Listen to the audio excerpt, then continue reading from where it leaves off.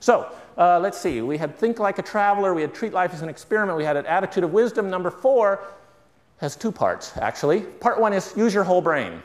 Right? And since your K through 12 education was so good at developing your left brain analytical skills, anybody from the law school or the business school here, you know, very good at that. You know, like let's continue refining, let's continue exercising, fine-tuning your left brain. But in fact, there's lots of opportunities out there for your right brain to make its mark, right? Roger Martin at the University of Toronto calls it the opposable brain, you know, applying the left brain and right brain at the same time. And what I'd really love to do at this point is there was a wonderful presentation at the TED conference in Monterey this year, a woman named Jill Bolte-Taylor, where she's talking about how the left brain and the right brain, she says they're really pretty separate, and she says, oh, let me show you what I mean. And she turns, there's a little screen here, and she turns behind the screen, and she comes out with a brain, with a human brain, with the cord, the spinal cord hanging down, and I'm thinking, you don't see that every day, right? So I wish I had the brain here I could hold out, but basically, since your left brain is already very well taken care of, this whole-brained approach that Dan Pink talks about in his great book, A Whole New Mind,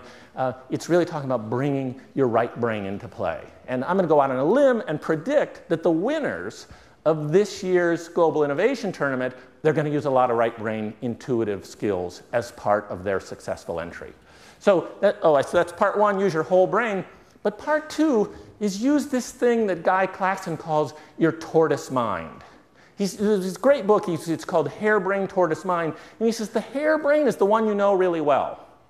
Hare brain, that's the brain you can focus, you can concentrate with, is under your direct control.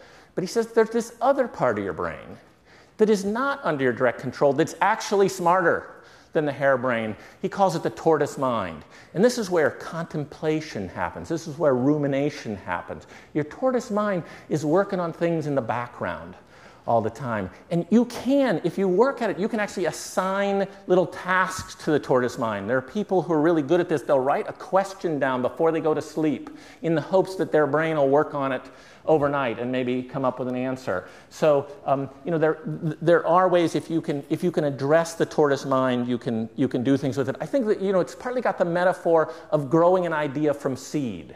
Right? I worked on a farm in North Dakota one time. We were growing wheat. And, you know, all the concentration in the world, all the heat and light and moisture and fertilizer and everything you apply to that, you're not going to grow that wheat overnight. It just doesn't happen. It's not in the realm of possibility.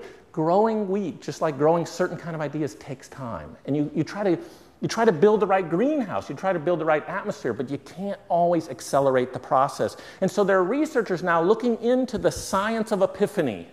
Right? People have these flashes of brilliance. Allegedly, you know, Newton is under the apple tree and the apple falls, and he suddenly, it's a fully formed point of view about the idea called gravity.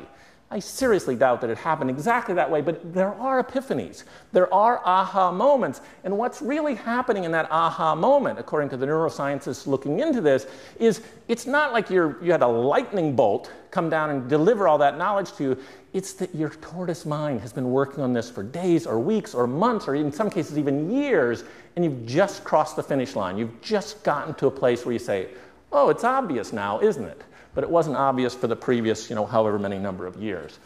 So here's the thing is, if your mind is running like this, like Grand Central Station, it is a big distraction to the tortoise mind, right? Because the tortoise mind needs a little space. And so what you have to do, and this is sometimes easier said than done, you got to find a way to take some time to daydream.